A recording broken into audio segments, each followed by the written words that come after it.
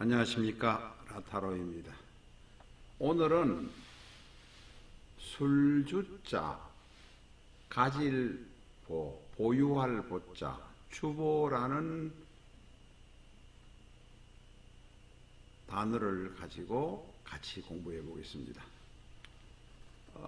한자 한자 떼어보면 술주, 가질보, 술을 가졌다, 가게에서 술 있음, 이런 뜻인 것 같습니다.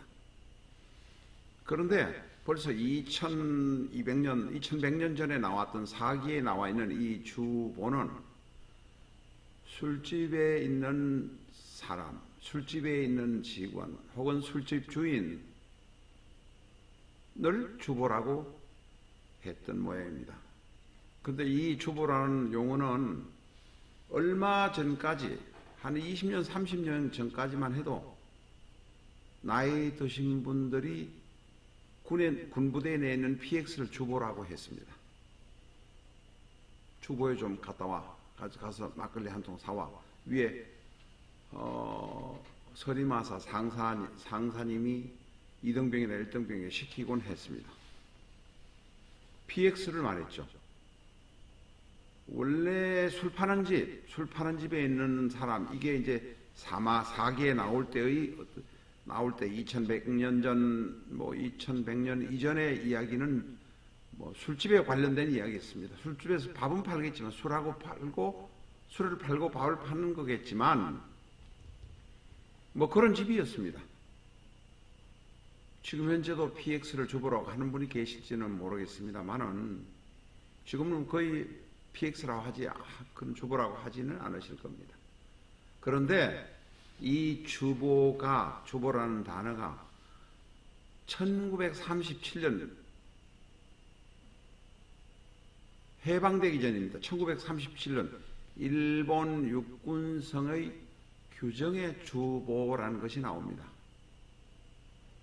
여기 주보는 요사이의 PX처럼 과자, 그 다음에 술 먹을 때 하는 안주, 칫솔, 치약, 옷, 일본 국기, 기타 모든 군인이 쓰는 모든 것을 파는 가게가 주보였습니다.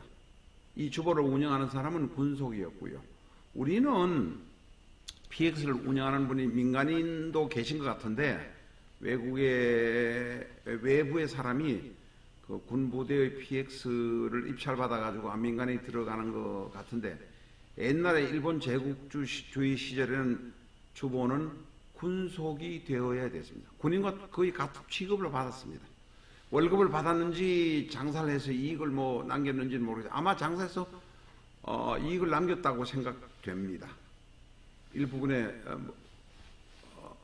군에서 제공하는 편의를 제공받긴 했지만, 그런데 제가 왜 1937년에 주보를 이야기하느냐면 육군 규정이 개정되면서 이 주보라는 곳에 위안시설에 관한 규정도 있습니다. 결국은 본격적으로 1937년에 일본 육군은 위안부에 관한 위안시설 규정이 있었다는 겁니다. 이 시절까지는 대부분 외부에 있는 그 창녀나 사창가에 있는 여자들을 데리고 와서 이 주보를 운영하는 운영자가 그 시설 옆에다가 숙박을 하게 하면서 아마 술도 팔고 밥도 팔면서 여자를 원하면 아마 같이 제공하고 대가를 받았던 모양입니다. 이 1937년 그 시절에 이제 일본의 게이샤들도 많고 사창가에나 공창이든 이런 데 많았기 때문에 그때까지는 특별히 문제가 되지 않았습니다. 그런데 그 뒤에 나중에 위안부 문제가 조선의 처녀들이 성병이 없고 깨끗하고 하니까 많이 그 사람들을 데리고 와라 해서 군속들이, 조선에 나와 있던 각 군속들이 경찰과 협력해서 공장에 취직시켜준다면서 데리고 간 것이 대부분이라고 합니다. 그런데 슬프게도 어린 처녀들을 성병이 없고 깨끗하다는 조선의 처녀를 데리고 갈 때 거기에 앞장섰다는 사람은 이 반도의 사람, 반도 출신의 사람들이 앞장서서 그 지역에서 힘이 없고 집안이 많지 않은 사람들의 딸들에게 접근해서 공장에 취직시켜 준다고 하면서 데리고 갔다는 겁니다. 결국은 이 주보가 모든 생필품, 우리 지금 말하는 편의점 플러스 주점 플러스 음식점 플러스 여자도 제공했던 업소가 되겠습니다. 2100년, 2200년 전에도 이 주보가 그런 역할을 했는지는 모르겠습니다만은 1937년 일본 육군성에서 나온 자료를 가지고 보면 이 주보는 2000년보다는 많이 발달해서 여러 가지 자파를 팔면서 술도 팔고 여자도 팔았던 것입니다. 불행하게도 그 뒤에 이 1937년 육군성의 주보 규정에 따라서